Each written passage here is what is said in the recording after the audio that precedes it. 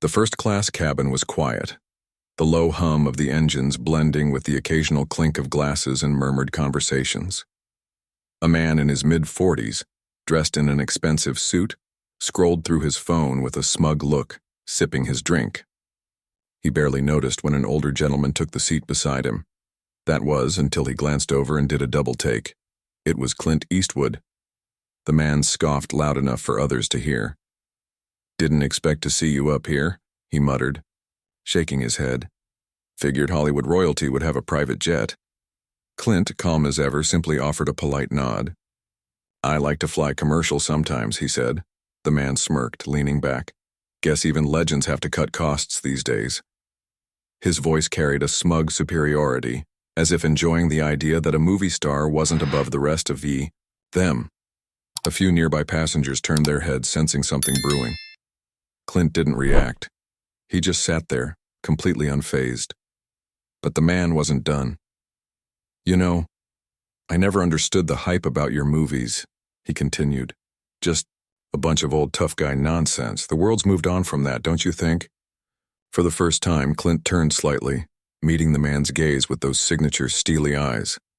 Moved on from what? His voice was steady, almost too quiet. The man shrugged. "From guys like you. That whole strong, silent thing is outdated. These days it's about being open, emotional, vulnerable. People aren't impressed by that cowboy act anymore." A few passengers exchanged glances. The tension in the cabin had shifted. Clint let the words hang in the air for a moment before responding. "Is that right?" he said, tilting his head slightly. "Yeah," the man continued, emboldened by Clint's silence. "I mean, let's be real. You're famous for playing the same grumpy old character in every movie. It's just nostalgia keeping your career alive." He chuckled, shaking his head. "People don't really care about that stuff anymore." Flight attendant passing by overheard and paused, looking between them. Clint sighed and leaned back in his seat, his expression unreadable. "You ever been in a real fight?" he finally asked. The man blinked, caught off guard. "Excuse me?" "A real fight," Clint repeated, "where you don't have time to talk, think, or explain yourself, just a few seconds to act or you lose." The man scoffed. "What does that have to do with anything?" Clint's eyes didn't waver. "Because that's the difference. You see, strength isn't about how loud you talk, how much you explain yourself. It's about what you do when it matters. And that's never outdated." A hush fell over the cabin. The man shifted in his seat, uncomfortable now under Clint's unwavering gaze. A voice suddenly broke the silence. An older gentleman across the aisle leaned forward. "You know who you're talking to, right?" he asked the man. The man rolled his eyes. Yeah, Clint Eastwood, movie star."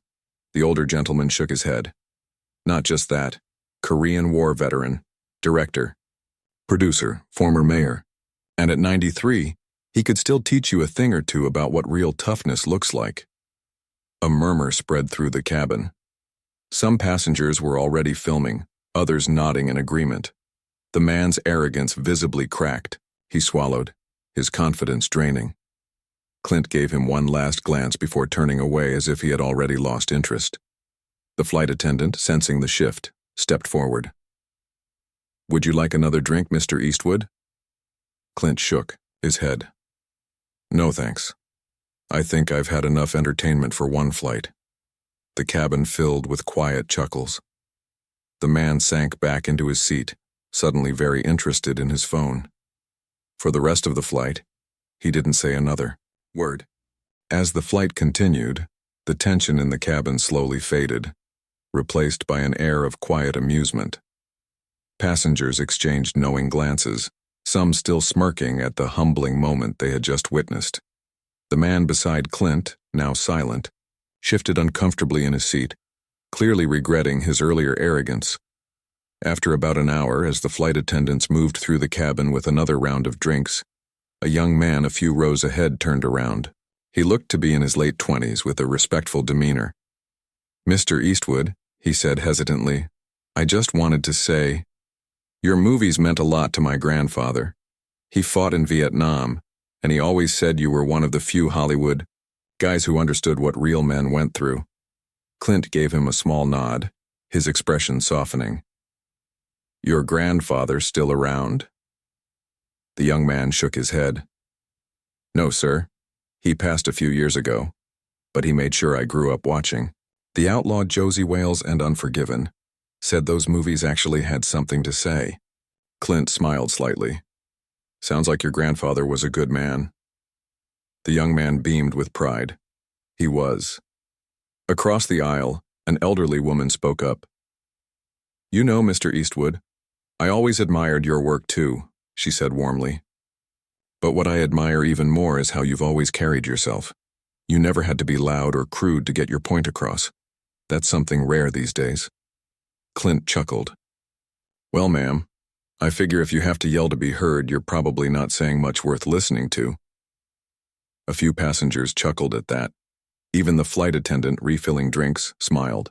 Meanwhile, the man who had insulted Clint sat frozen, staring at his phone, pretending not to hear the conversation around him.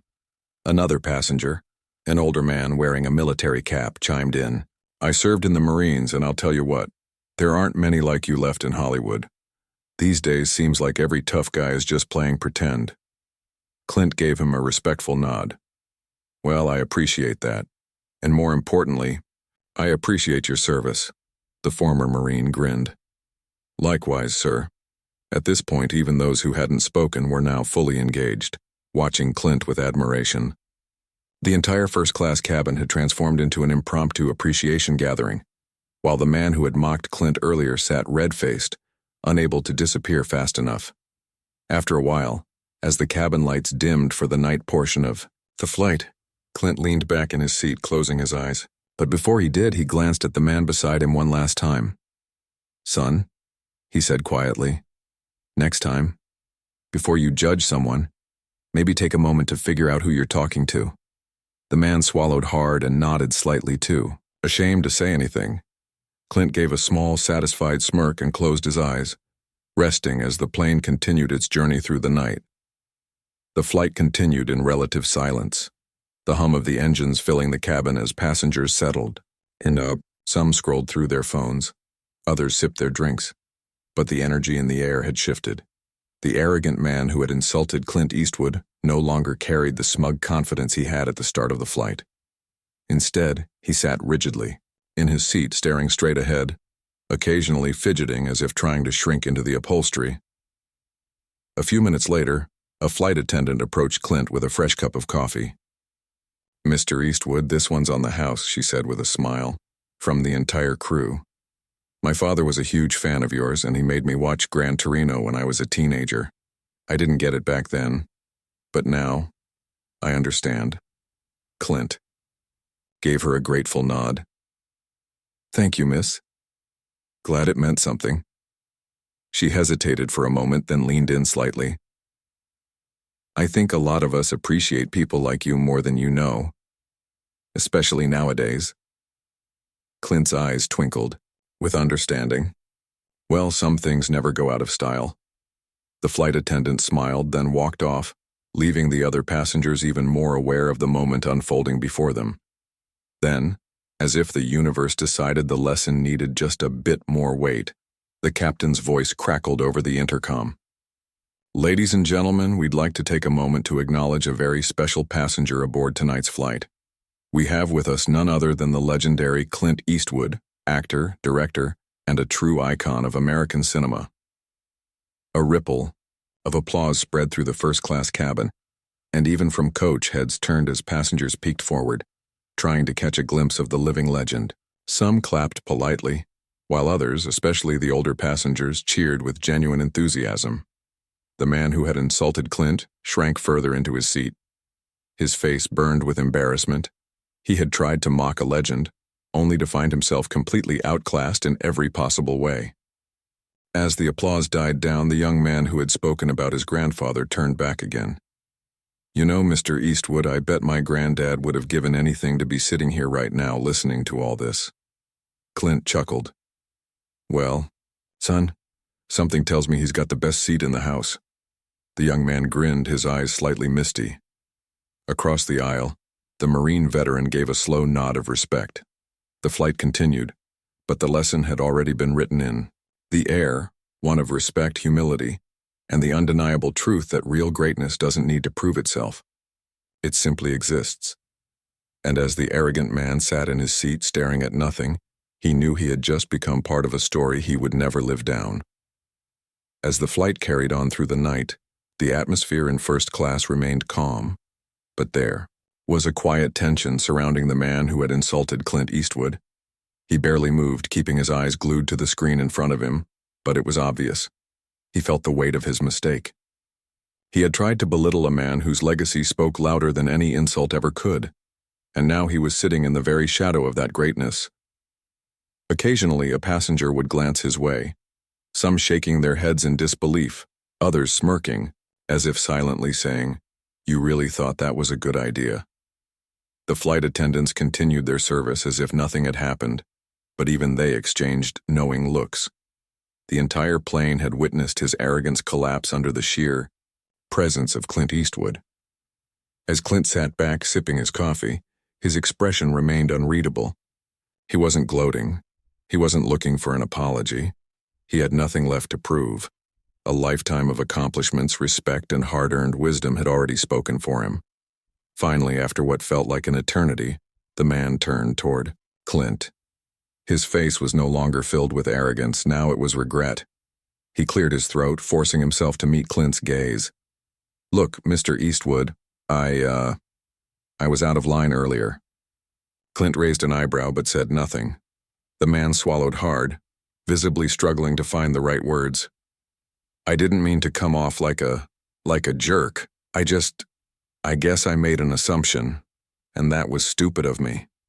Clint studied him for a moment, then gave a slow nod. "Son, the world's full of people making assumptions. Question is, do you learn from them?" The man exhaled sharply, nodding. "Yeah, I do."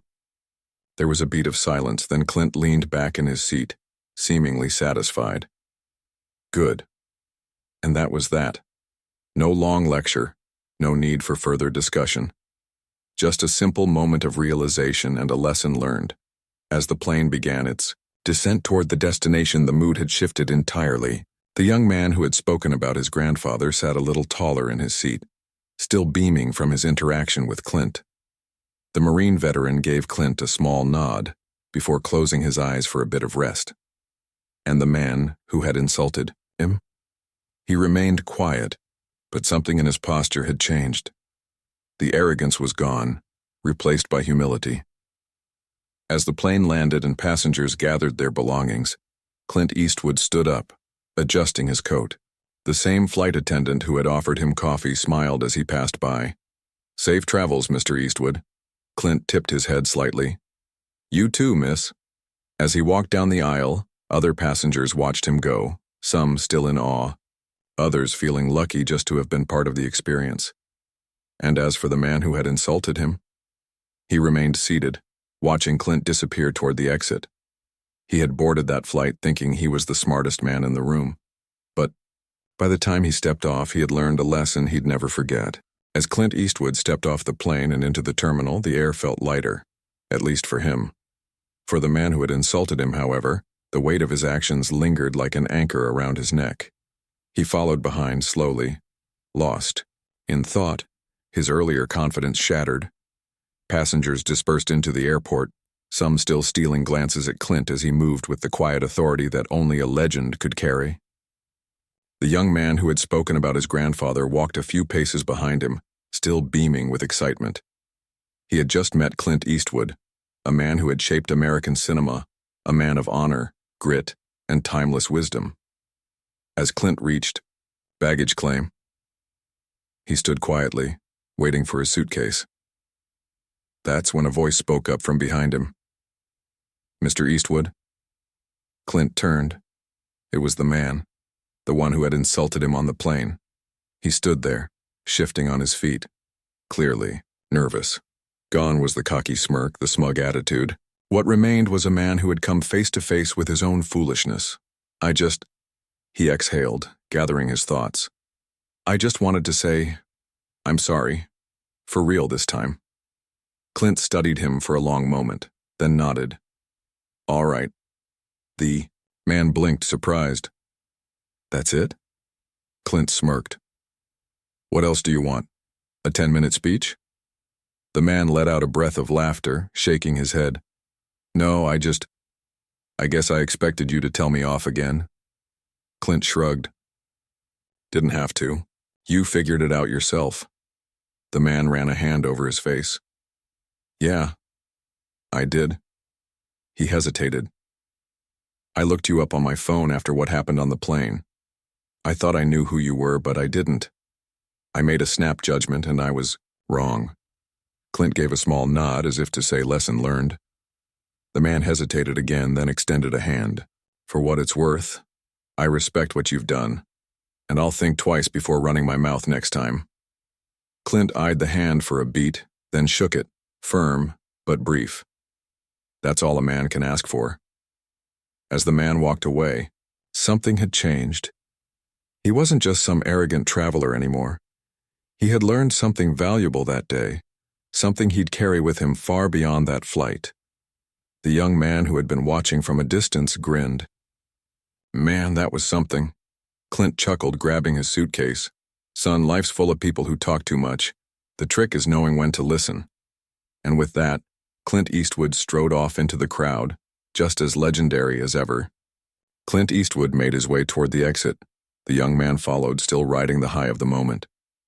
Mr. Eastwood, he said, walking beside him, can I ask you something? Clint glanced at him. Depends on what it is. The young man grinned. How do you stay so cool under pressure? I mean, that guy was all over you and you didn't even flinch. Clint smirked, shaking his head. Son, when you've been around as long as I have, you learn that losing your temper doesn't win you anything. Staying calm? That's where the real power is. The young man nodded, absorbing every word. That's real wisdom. Clint chuckled. Wisdom just means you've made enough mistakes to know better.